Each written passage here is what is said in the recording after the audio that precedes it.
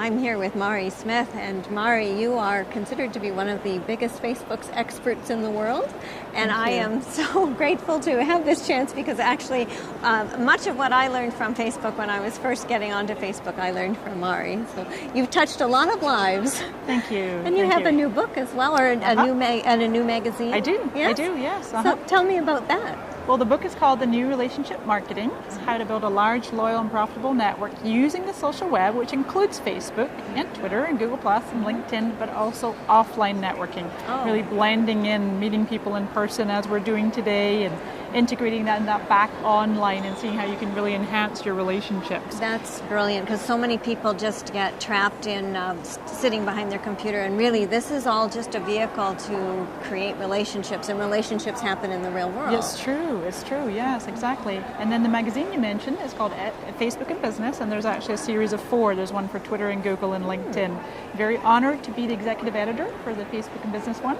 And it's in 8 different formats, including print and a whole bunch of different multimedia formats, video and links and audio, and it's designed really to help small business owners right on up to big brands to really understand and implement and integrate the social media marketing. It's amazing. So you touched on relationship marketing, and I know you do a lot of work through Facebook. Have you got any favorite Facebook tools or tips that might help somebody really extend their relationship? Well, sure. You can actually reach out to specific businesses or influencers and connect with them through a personal profile, but also really the fan page is designed for business. It can take a little bit of time. You've got to have patience, unfortunately, with the fan page, because even if somebody clicks the like button to become a fan, they may or may not necessarily see your content in their news feed. So really have to integrate in with the other. If, let's say, you have a channel anywhere else, if you have a list, if you have an email list or a blog or Twitter or LinkedIn, anywhere else that you have an audience, make sure that they know you're also on Facebook. I think a lot of people get isolated into Facebook and wonder, why isn't it growing here?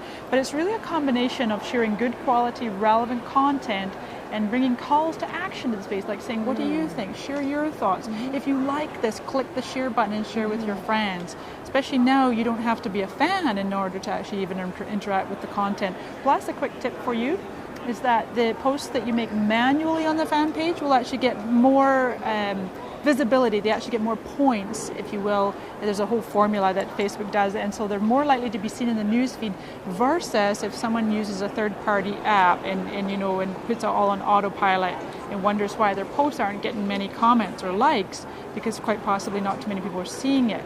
So highly recommend experimenting different times, posting in the evenings and the weekends. Thursdays and Fridays and Saturdays are great days, and evenings, because that's when a lot of people are on Facebook. Really? Isn't that interesting? Yeah, they're playing their games and they're hanging out with their loved ones and their family and their friends. And they're more relaxed and more receptive and more conversational. And then times of day, do you have any recommendation on times? I would experiment with that. So even though my fan page right now is about 55,000 fans, and I found that if I post any more than 3 times in a day, actually people will they'll hide my post in their news feed, and in behind the metrics it's called insights, they'll unsubscribe. That means hiding it. It's a little technical for you, but my point is experiment to see where you find your sweet spot, and it might be even twice a day. Anywhere from 1 to maybe 5 times a day is going to be plenty of content. In fact, you could quite easily 1 to 2 times a day. In fact, less is more, because if you post too often, it's the number one reason that people decide to unfan. They hide the updates or they just leave the page altogether. Isn't that interesting? And also, I suppose, making sure that whatever you're posting has relevance to a number somebody other than you. That's it. So the 2 reasons people then they kind of get put off fan pages: posting too often and posting off topic, way off topic. Yeah, and that happens. It's really easy to get locked in your own world. Yes. And can you explain to people the difference between a fan page and a regular personal page?